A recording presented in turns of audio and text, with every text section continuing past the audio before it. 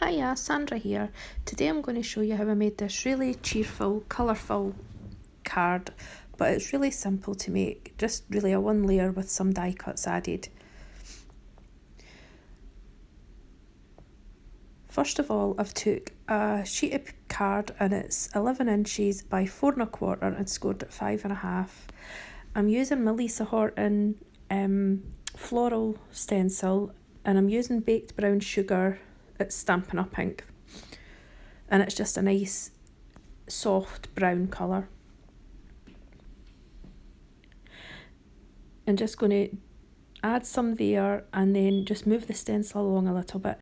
I'm kind of being careful to stay away from the edges of the stencil because I want it to appear really soft, like it just sort of fades away.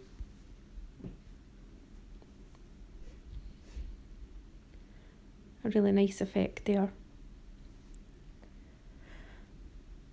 And then also what I'm going to do is just putting some of the baked brown sugar ink onto a acrylic block and mixing it with some water and then just adding some splatter to my project.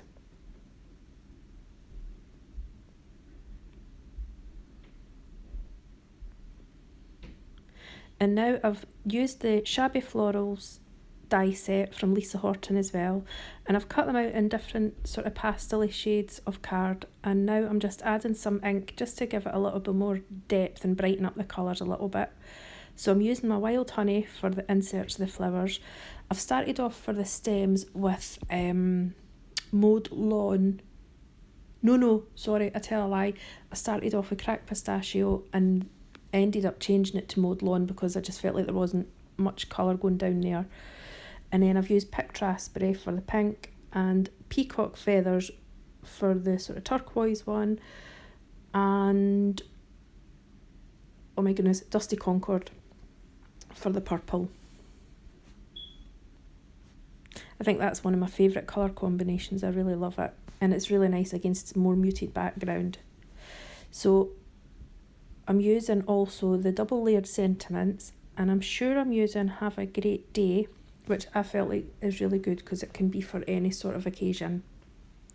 The double layered sentiments, they're absolutely brilliant. You get so many sentiments and you can stamp and then cut out like round about it and then cut out another layer round about that as well. It's a really good buy. So just using my wet glue now and sticking on the stems and the flowers kind of where I think I just want them to be, fitting them in with the sentiment that I've already stamped onto the cardstock. That was again using the baked brown sugar.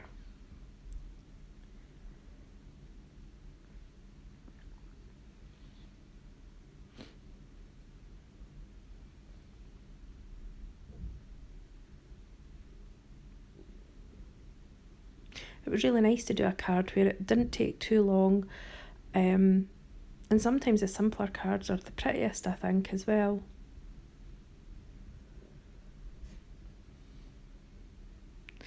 And although I'm putting a little bit of double-sided tape, I'm also adding just a little bit of wet glue just to give it an extra little bit of hold. And then putting the middle of the flowers in as well.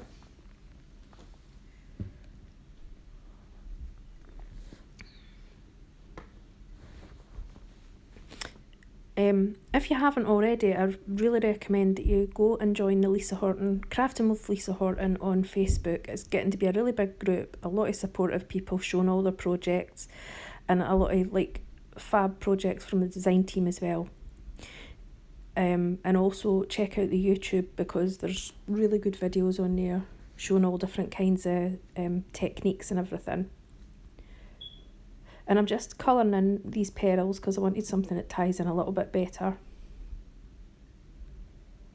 Anyway, I really hope that you've enjoyed this video. If you have, I'd love it if you'd leave a thumbs up, leave a comment, subscribe to my channel and Lisa Horton's channel if you don't, and hit the notification bell if you don't want to miss anything that comes up. Sorry, I'm all tongue-tied today.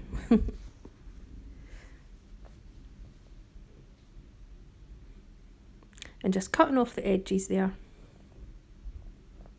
You don't have to, you could leave it hanging off, but I just thought when it's in the envelope, it's an accident waiting to happen with me. such a nice simple card. Anyway, thanks so much for watching. Bye bye.